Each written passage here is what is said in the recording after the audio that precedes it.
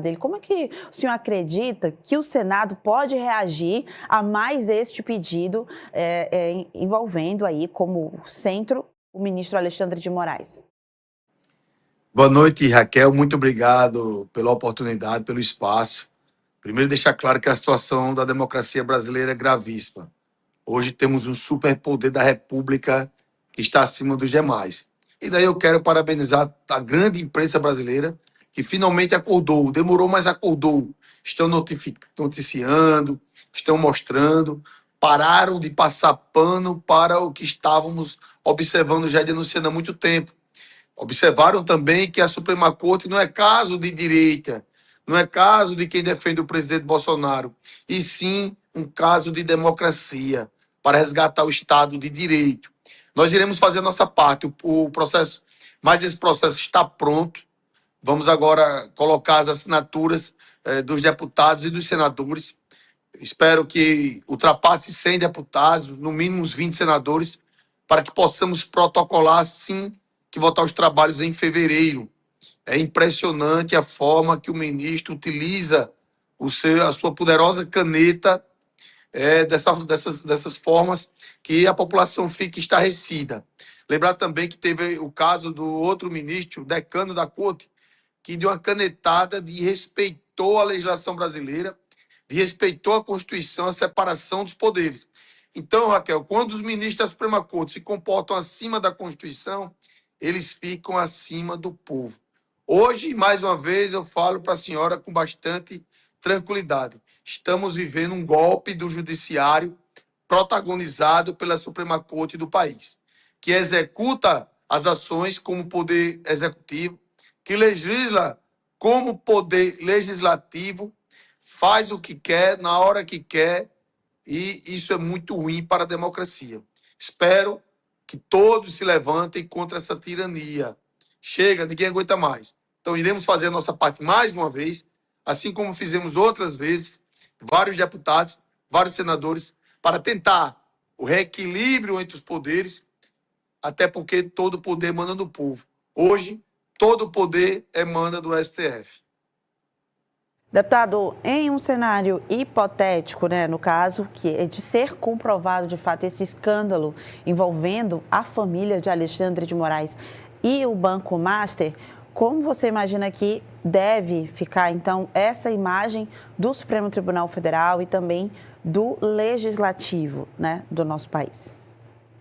Olha só, o Legislativo está com uma situação muito difícil porque não está cumprindo o seu papel constitucional. A maioria dos parlamentares são omissos, a maioria não restabelece o equilíbrio dos poderes, e a imagem da Suprema Corte só é positiva para 8% da população, segundo pesquisas.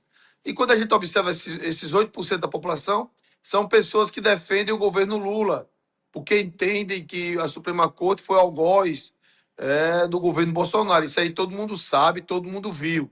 Basta observar as decisões que eram tidas. 24 horas para aquilo, 48 horas, 72 horas, constantemente interferindo nas ações do governo federal. Hoje não observamos nenhuma ação como essa. Pelo contrário, observamos o governo Lula governar através de judicialismo de coalizão. Então a imagem da Suprema Corte hoje está muito arranhada, está jogando literalmente toda a credibilidade do Poder Judiciário na lata do lixo por conta dessas ações. Você viu que o outro ministro, Toffoli, pegou uma carona no jatinho com advogado do próprio banco. Depois ele pegou todo o inquérito, colocou para ele em dados sigilosos. Ou seja, estão utilizando a caneta em benefício próprio. E há de que discordar. Amanhã a Polícia Federal pode estar na minha casa. Amanhã a Polícia Federal pode estar na casa de outros parlamentares de oposição. Então isso não é democracia. Estamos lutando bravamente para restabelecer o Estado de Direito, Raquel. Mas a situação não está fácil, porque o superpoder, ele pegou todos os outros poderes e utiliza a Polícia Federal como instrumento de perseguição contra os adversários.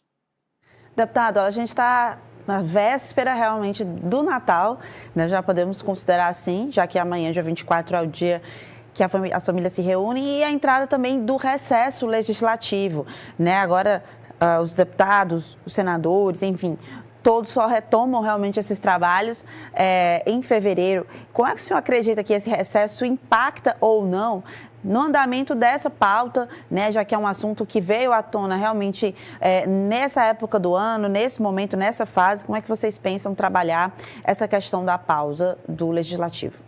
É muito ruim, Raquel, porque esfria, né?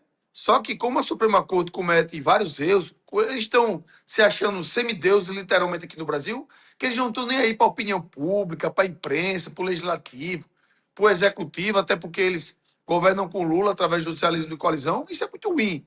A gente está num debate, está falando, está cobrando, fazendo o que é o nosso papel como oposição na Câmara dos Deputados, junto com a oposição no Senado Federal.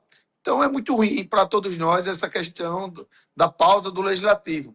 Mas a Suprema Corte não para de errar. A senhora pode observar, toda semana tem uma decisão rasgando a Constituição da Suprema Corte. Na semana passada foi a questão do marco temporal, aprovado pelo Congresso, vetado pelo governo Lula, voltou para o Congresso derrubou o veto, o STF foi lá e derrubou de canetada. Agora a questão das emendas do ministro Flávio Dino. Ele declarou inconstitucionalidade, Raquel, sem nem ter virado lei ainda. Veja só que gravidade. Porque quando o Congresso aprovou, a matéria vai para o governo Lula e ele veta ou não. Isso aí está na Constituição, faz parte do jogo. Quando ele vetar, volta para o Congresso Nacional. Sequer, Raquel, chegou nesse ponto. Ele já foi lá e meteu a caneta. Lembrar a todos vocês que eu sou da Paraíba, é fundamental as emendas parlamentares aqui na Paraíba. A gente manda fazer hospitais, batalhões de polícia, escolas, só observar aqui as nossas emendas. Então, na Paraíba, um deputado federal sem emendas parlamentares, dificilmente ele vai ter o que mostrar à população, a não ser parlando, cobrando, fiscalizando. Mas de obra mesmo, é fundamental as emendas parlamentares para sustentar as prefeituras, que são um para-choque diretamente com a população.